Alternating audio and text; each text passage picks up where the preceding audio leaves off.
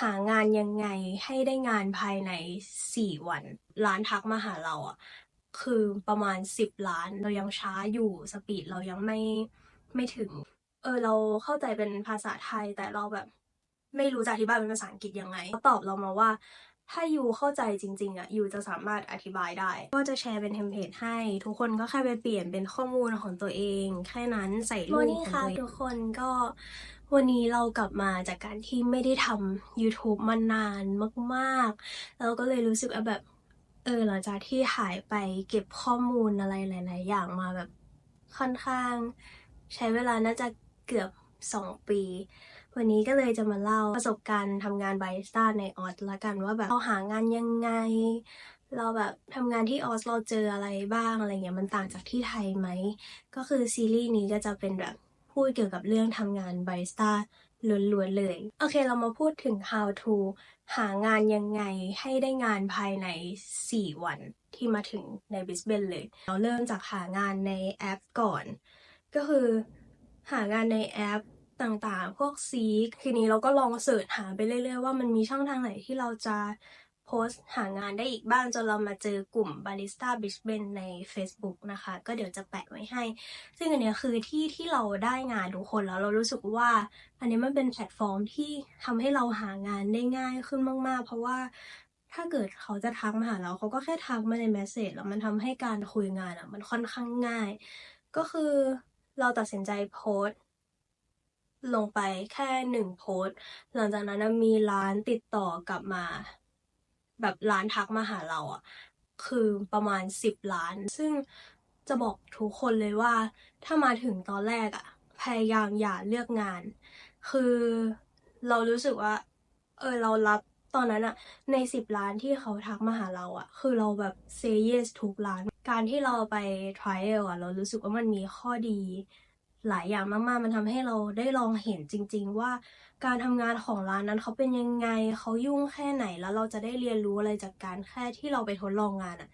เยอะมากๆเลยทุกคนถึงแม้ว่ามันจะไม่ใช่ทุกร้านที่เราจะได้งานแต่แบบเราก็จะได้รู้ว่าการที่เขาไม่รับเราเพราะว่าอะไรเรายังขาดตรงไหนแล้วเราจะได้มาพัฒนาตัวเองขึ้นกว่านี้นะคะก่อนว่าภาษาอังกฤษเราไม่ได้ดีมากคือเราคิดว่ามันอยู่ในเลเวลที่สื่อสารได้เราใช้ชีวิตประจำวันได้แบบไปสั่งอาหารสั่งกาแฟได้ตอนนั้นสอบ IELTS มาได้แค่ 4.5 ทุกคนคือแบบมันไม่ได้ดีเลยแล้วก็เราไปทดลองร้านแรกร้านที่1เลยคือเราได้งานตั้งแต่ร้านแรกเลยนี่คือเป็นเรื่องที่แบบดีใจมากเนี่ยเขาทำงานกันไวมากแล้วออเดอร์กาแฟมันมาแบบอย่างเงี้ยคือมันแบบเรียงอยู่หน้าเราเยอะมากๆแล้วมันมีทั้งเมนูที่เราไม่เคยรู้จักเลยว่ามันคืออะไรมันเลยทำให้แบบมันมีเรื่องที่ต้องให้เรียนรู้เยอะมากๆบวกกับที่ออสเตรเลียนมอัลเทอร์เนทีฟเยอะมากทุกคนแบบมีประมาณแบบ5-6อย่างได้แล้วคือลูกค้าเขาก็รีเควสกันมาแบบโอ้แล้วมันทำให้เราต้องมีสติตลอดเวลาว่าโอเคเราจะต้องทำนมอะไรกับเมนูอะไรอะไรอย่างเงี้ยแล้วนมต่อไปคืออะไรคือในหัวเราจะไม่มีทางได้หยุดคิดเลยแม้แต่วินาทีเดียวคือเราต้องคิดตลอดแพลนตลอดว่าสมมุติว่าออเดอร์ที่1กับออเดอร์ที่3มันเป็นนมเดียวกันเราสามารถทำพร้อมกันได้อะไรอย่างเงี้ยคือมันแบบคือตอนนั้นเป็นอะไรที่เปิดโลกเราสุดๆเราช็อกมากๆว่าโอ้โหนี่คือการทำงานของร้านกาแฟในออสเตรเลียเอามาเมาท์มอยถึงเรื่องร้านที่เรา trial ไม่ผ่านกันดีกว่าว่ามันเป็นเพราะอะไรร้านแรกมันคือเราไปทดลองที่ร้านฟองเซ่นี่คือเป็นเครือกาแฟที่ค่อนข้างใหญ่ในบริสเบนละกันเราไปทดลองอันนั้นคือแบบยุ่งกว่าร้านที่เราไปทดลองร้านแรกอีกแล้วรู้สึกว่าเขาสตริกเรื่องกาแฟกว่าร้านแรกมากๆมันเลยแบบทำให้เราไม่ผ่านเพราะเขารู้สึกว่าเรายังแบบเรายังช้าอยู่สปีดเรายังไม่ถึงขนาดนั้นก็ทำให้เราไม่ได้งานร้านนี้นะคะส่วนอีกร้านหนึ่งอันนี้เป็นร้านของเจ้าของคิดว่าเจ้าของน่าจะเป็นคนเกาหลีร้านนี้ก็ค่อนข้างสตริกเหมือนกันแต่ว่าร้านเนี้ยอยู่ในเมืองโลเคชั่นดีมากคือถ้าเราได้งานร้านเนี้ยมันจะใกล้บ้านเราสุดๆแต่ว่าเราก็ไม่ผ่านเพราะว่าเขามาถามเราว่าอืมรู้จักเกรโชกาแฟไหมซึ่งเราตอบว่าเรารู้จักแล้วเขาถามเราว่าริซอตโต้คืออะไร ตอนนั้นคือเรารู้เป็นภาษาไทยอะทุกคนแต่ว่าเราอธิบายเป็นภาษาอังกฤษไม่ได้พอเราตอบไม่ได้แล้วเรายืนอ้ำอึ้งตรงนั้นไปสักพักหนึ่งเลยอะแล้วเราก็บอกเขาว่าเราเข้าใจเป็นภาษาไทยแต่เราแบบไม่รู้จะอธิบายเป็นภาษาอังกฤษยังไงเขาตอบเรามาว่าถ้ายูเข้าใจจริงๆอะยูจะสามารถอธิบายได้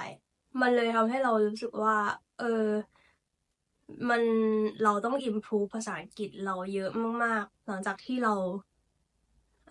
ทดลองร้านนี้จบกลับบ้านไปเราก็เสิร์ชเลยว่าโอเคเสิร์ช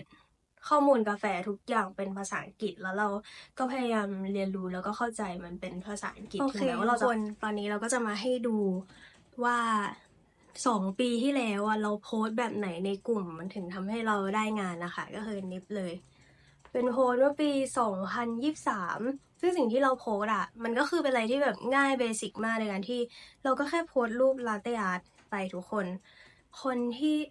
จะโพสต์เรารู้สึกว่าโพสต์แค่รูปลาเต้อาร์ตพอไม่ต้องแปะเรซูเม่แล้วค่อยส่งเรซูเม่เขาตอนที่เขาDM มาหาเราก็ได้สิ่งที่ทำให้คนกดเข้ามาดูก็คือลาเต้อาร์ตที่มันสวยๆอาจจะไม่ต้องโพสต์คลิปที่แบบว่าโอ้โหถ่ายมาเป็นวิดีโอเต็มๆเลยว่าเราสกัดช็อตยังไงเราสตรีมนมยังไงเราว่าอันนั้นมันไม่ค่อยเวิร์คเพราะว่ามันเสียเวลาทุกคนเขาต้องมากดดูนึกออกปะแล้วก็เอาลาเต้อาร์ตที่เราคิดว่ามันสวยลงไปเลยไม่จำเป็นต้องลงแบบเป็น10 รูปก็ได้เอาแค่แบบ1 ถึง 2 รูปที่เรามั่นใจว่ามันสวยโพสต์ไปแล้วหลังจากนั้นข้างบนเราก็เขียนเป็นข้อมูลส่วนตัวที่แบบไม่ต้องยาวมากก็คือโอเคเดี๋ยวเราจะแปะให้ดูเห็นชัดๆอีกทีหนึ่งทุกคนสามารถก๊อปไปโพสได้เลยแค่เปลี่ยนเป็นข้อมูลของตัวเองนะคะแนะนำว่านั่นแหละร้านไหนทักมา say yes ให้หมดไปดูร้านก่อนถ้าไหนเรารู้สึกว่ามันไม่โอเคแล้วก็หรือมันไกลไปอะไรอย่างเงี้ยต้องดูเรื่องการเดินทางดีด้วยก็แล้วแต่แต่ละคนสะดวกเลยต่อไปเป็นเรื่องของเรซูเม่อันนี้คือเรซูเม่แบบ attempt แรกที่เราใช้ในการส่งให้เจ้าของร้านดูนะคะก็จะเป็นประมาณนี้เดี๋ยวก็คือจะแปะให้ด้วยว่าแบบข้อมูลมันเป็นยังไงบ้างอะไรอย่างเงี้ยก็จะแชร์เป็นเทมเพลตให้ทุกคนก็แค่ไปเปลี่ยนเป็นข้อมูลของตัวเองแค่นั้นใส่รูปของตัวเองก็ใช้เทมเพลตนี้ได้เลยก็คือเราใส่ข้อมูล experience ก็คือตั้งแต่ไม่ใช่แค่ประสบการณ์ที่เราทำเป็นบาริสต้าอย่างเดียวเราเอาตั้งแต่ประสบการณ์ที่เราทำเป็น waitress หรือแค่เป็นแบบ assistant barista แค่ชงน้ำเฉยๆไม่ได้สกัดช็อตกาแฟเองด้วยซ้ำอะไรอย่างนี้เราใส่เป็นหมดเลยให้เขาเห็นว่าโอเคเรามีประสบการณ์ในการทำ hospitality industry อะไรอย่างเงี้ยมาก่อนก็ต้องบอกว่าร้านกาแฟที่เนี่ยถ้าอย่าคิดว่าเราจะได้ทำแค่บาริสต้าเป็นตำแหน่งบาริสต้าอย่างเดียวบาริสต้ามันจะพ่วงด้วย all rounder เสมอทุกคนร้านในบริสเบนเกือบ 99% เป็นแบบนี้ก็คือเราจะต้องสามารถทำได้หลายอย่างเช่นเราสามารถ take order ได้สามารถแบบล้างจานเก็บโต๊ะหรือแบบช่วยเขาทำทุกอย่างก็คือ all round จริงๆเราจะต้องมีประสบการณ์ในการทำแบบนี้ด้วยก็เดี๋ยวเผื่อคลิปนี้มันยาวเกินไปเดี๋ยวจะทำเป็นแบบคลิปแยกไปอีกว่าโอเค